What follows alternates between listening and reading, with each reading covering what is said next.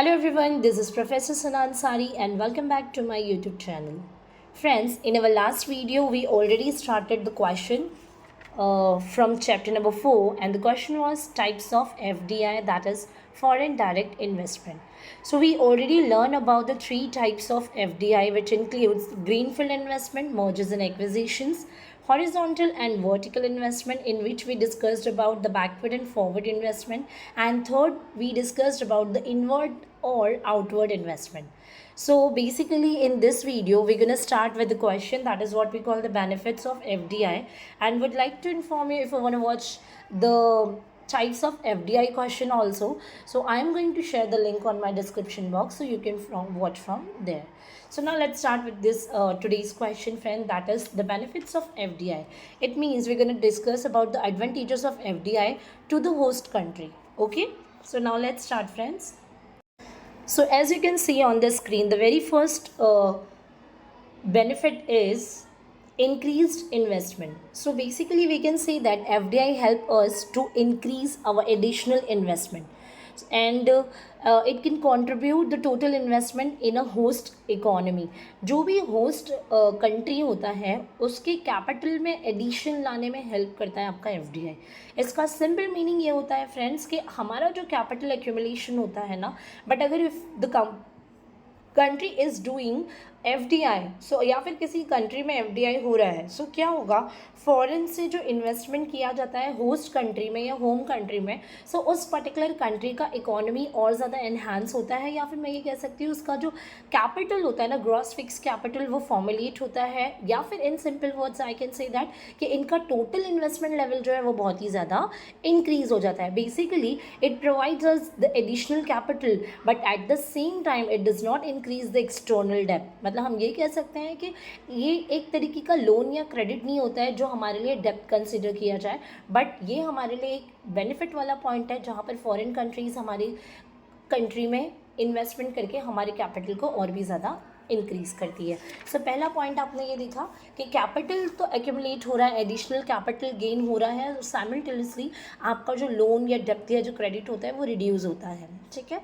Now next point is transfer of new technology. अब FDI allows the transfer of new technology from outside the country. Basically क्या होता है, जब हम FDI करते हैं, अगर इंडिया किसी और कंट्री में डायरेक्टली इन्वेस्टमेंट कर रही है, कोई और कंट्री इंडिया में आके डायरेक्टली इन्वेस्टमेंट कर रही है, सो यहाँ पर we can share our ideas, knowledge, technologies etcetera. So basically यहाँ पर क्या होता है, जब आप कैपिटल में इन्वेस्टमेंट करते हो या फिर जो है किसी कंट्री में इन्वेस्टमेंट करते हो, तो टेक्नोलॉजीज़ भी आपकी क्या होती है, शेयर होती है, ट्रांसफ़र होती है. Third point is contribution to balance of payment.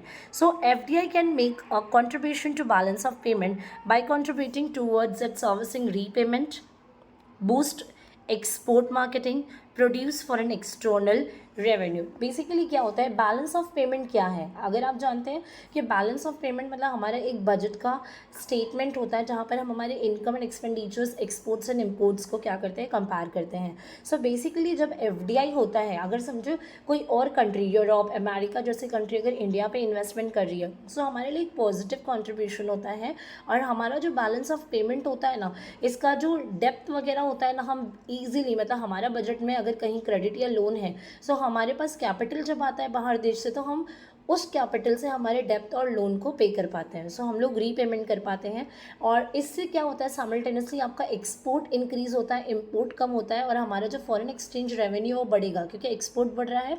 So foreign exchange से कमाया हुआ रेवेन्यू भी क्या होता है फ्रेंड्स, बढ़ता है. ठीक है. सो ये 3 पॉइंट हमने डिस्कस किया. Let's do further. Third is social development. Okay, so social development, basically FDI generates expansion of business which helps to create employment, raise wages and income. अब social development मतलब society का भी development हो रहा है because of the FDI. क्योंकि जब अगर समझिए अमेरिका या यूरोप इंडिया के किसी प्रोजेक्ट पे पैसा लगा रही है, फॉर एग्जांपल मेट्रो के प्रोजेक्ट पे, तो इससे क्या होगा ना, लोगों को एम्प्लॉयमेंट अपॉर्चुनिटीज़ मिलेगी. जैसे मेट्रो का प्रोजेक्ट है तो people will get the employment opportunities from metro project ना. सो मेट्रो का प्रोजेक्ट भी बनेगा, साथ ही साथ लोगों को एम्प्लॉयमेंट मिलेगा. जब एम्प्लॉयमेंट मिलेगा तो उनका वेजेस बढ़ेगा, वेजेस है यानी कि इनकम भी साइमल्टेनियसली इनकी इंक्रीज़ होगी. Now the next one is infrastructure. अब नाउ जैसे मैंने आपको पढ़ाया था लास्ट लेक्चर में types of FDI. So FDI का एक पार्ट है that is what we call green field investment. अब ग्रीन फील्ड इन्वेस्टमेंट मैंने बताया कि एक ग्रीन लैंड पे आप अगर इंडस्ट्रीज या किसी मैन्युफैक्चरिंग फर्म का सेटअप करते हो, सो कहीं ना कहीं यहाँ पर आपका एक इंफ्रास्ट्रक्चर भी बहुत अच्छा बिल्डअप होता है।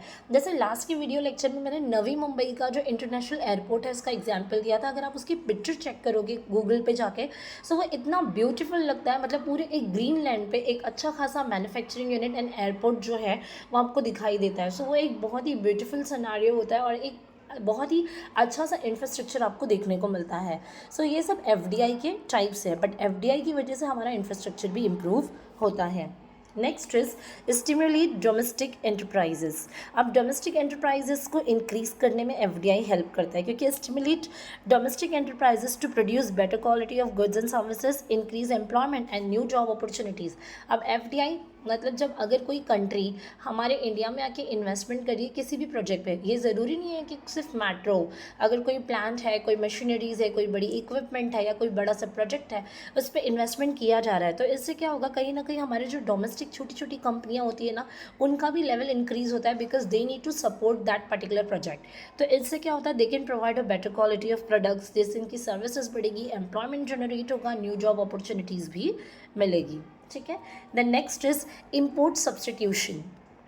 देखिए, produce substitute for import to improve the trade balance. अब बेसिकली क्या होता है ना, एफडीआई हमें हेल्प करता है कि हम इम्पोर्ट के सब्सटीट्यूशंस बना सकें। फॉर एग्जांपल, जो भी product and whatever the goods and items we are importing from outside the country, see import करना it's okay, but it is not good for us because our money will go out from our country, right. So इससे क्या होता है ना, so import का substitution मतलब whatever the items we are importing now, we just need to try to produce that particular goods and items in our domestic level. मतलब domestically जब आप ये सारी चीज़ें प्रोड्यूस करोगे तो आपको इंपोर्ट का सब्सटीट्यूशन मिल जाएगा, मतलब आपको बाहर से नहीं खरीदना पड़ेगा, बल्कि आपके घर के अंदर ही, मतलब कि आपके होम कंट्री के अंदर ही क्या होगा, उस चीज़ का प्रोडक्शन होगा और आपका पैसा भी सेव होगा, साइमल्टेनियसली एम्प्लॉयमेंट जनरेट होगा, है ना। सो जब भी बाहर से देश से इन्वेस्टमेंट आता है तो हम उसको ये सारी चीज़ों के लिए यूज़ कर सकते हैं। ठीक है, आगे बढ़ते हैं। Stimulate export. सो बेसिकली जो एफडीआई होता है वो हमारे एक्सपोर्ट्स को इंक्रीज़ करने में हेल्प करता है। ठीक है, नाउ इसके अलावा क्या है, competition. So here we have completed this topic, friend. So I hope ये sectoral development, better allocation, growth, managerial techniques वगैरह एफडीआई की वजह से बढ़ती है। So हमने यहाँ पर इस टॉपिक को कंप्लीट किया। अगर कोई डाउट एंड डिफिकल्टी है so आप कमेंट कर सकते हैं मेरे यूट्यूब चैनल पे। That's all enough for today. Bye bye. Have a nice day and take care everybody.